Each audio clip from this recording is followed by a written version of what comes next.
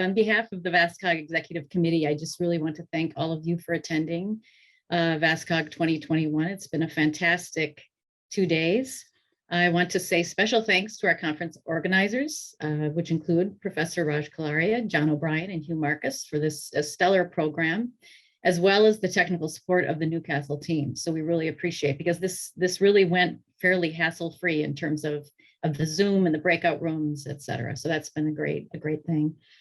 So it's been an inspirational and motivational 2 days. We experienced a broad-based translational program from bench to bedside to local and global communities. And the speakers and chairpersons represented 5 of 7 continents. So we had a very nice global representation. It was exciting to hear about the advancements in basic vascular and related mechanisms, biomarkers development, as well as public health applications.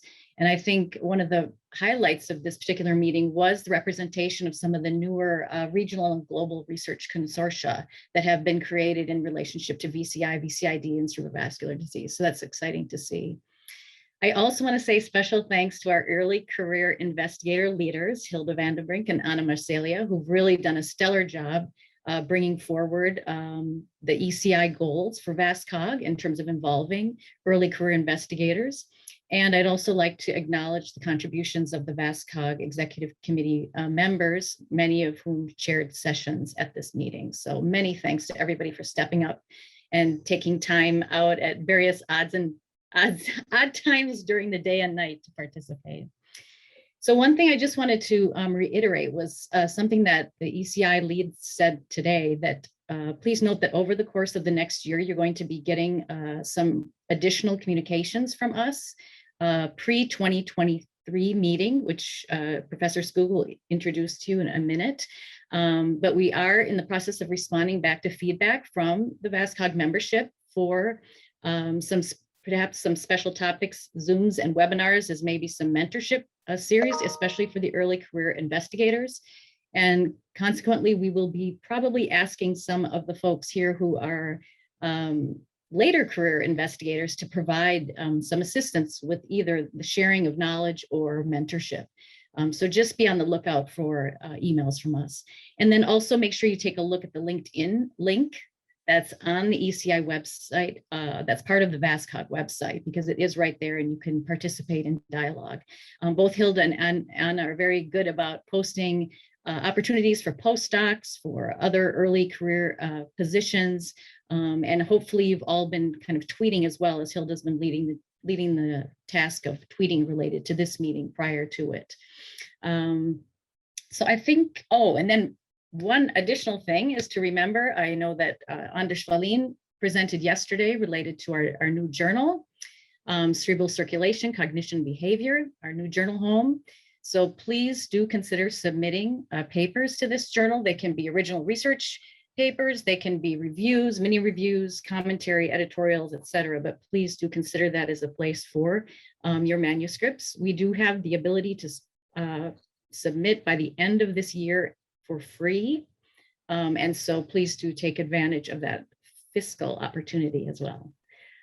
So that's all I have to say. I really appreciated this time we've had together. And I'd like to introduce now Professor Ingmar Skoog, who's going to tell us about plans for VasCog 2023, which is the 20th year anniversary of VasCog.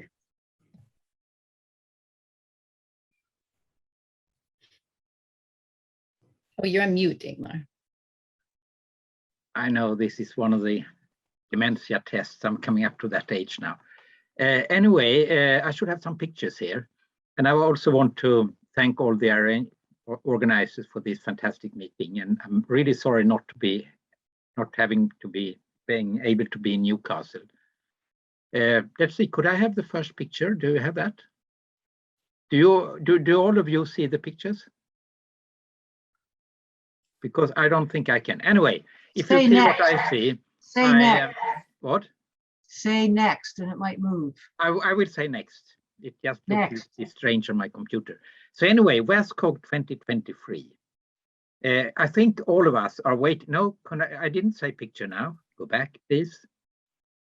Could you please go back and go back one more? Thank you. VasCog 2023. I think we all are very much longing for having a meeting in real time, and hopefully we are going to have that in 2023. Now the next picture. No. Could I have the next picture, please? Thank you very much. 20 years ago, me and Anders Wallin organized the first VasCog meeting in 2003. And we really liked that meeting. And it also was the start for having a bridge for all pictures related to the VasCog meetings. And now I think it's time for a new VasCog meeting in Gothenburg, because if I get the next picture, we have a new bridge in Gothenburg. So therefore, I think together with the committee of VasCog, we decided to have a 20-year anniversary and a new bridge in Gothenburg 2023. And the preliminary thinking is that we're going to have it in September 2023, but we will see it's no other meetings there. And hopefully we will be able to have a meeting in real life and with all the interactions we always have within VasCog. Another thing 2023 is that Gothenburg was founded 1621. So 2023, it's the 400-year anniversary is going to be celebrated in Gothenburg. If you think this sounds strange, it's so that the 300-year anniversary was actually held in 1923. So we always have it 2 years later.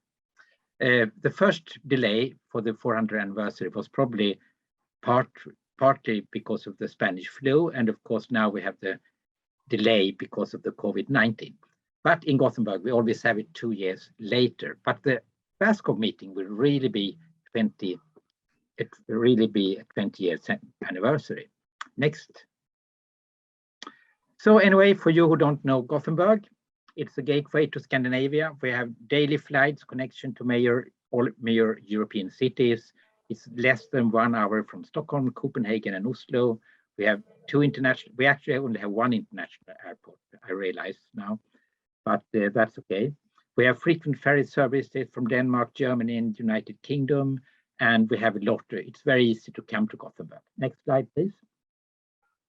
So here you have another picture of Gothenburg. Next slide, please. I think we can take the next slide because, yeah. So for you who don't know where Gothenburg is, you can see it's in the middle here, and it's quite close to most major airports in Europe. Next, please. It's a rather small town. We have 500,000 inhabitants. For you who have been in Gothenburg before, and some of you were actually already here at the first meeting, it's walking distance to almost everything. It's a green city, a friendly atmosphere, and English is widely spoken and understood. And it's very close to nature. Next slide, please. It's also a lot of opportunities from a big city. We have more than 8,500 hotel rooms. There are arenas, stadiums, and congress venues in the heart of the city. So everything will be close to everything. Next slide, please. So we have some of the most excellent restaurants in Sweden. And next slide, please. And as I said before, we are very close to nature. Next slide, please. Next slide. So welcome to Gothenburg in 2023. And then we take the next slide. As I said, we have a new bridge, and I think that could almost be a slogan for the meeting, that we have a new bridge which puts together the past and the future. And we will really welcome all of you. We're trying to keep the interaction and all the social events. We will, of course, have the VasCog party again, which I think we've all been longing for for several years now, and a lot of other social gatherings. So very welcome in 2023, in 2 years in Gothenburg, and I hope we don't have a new pandemic to stop us. Thank you.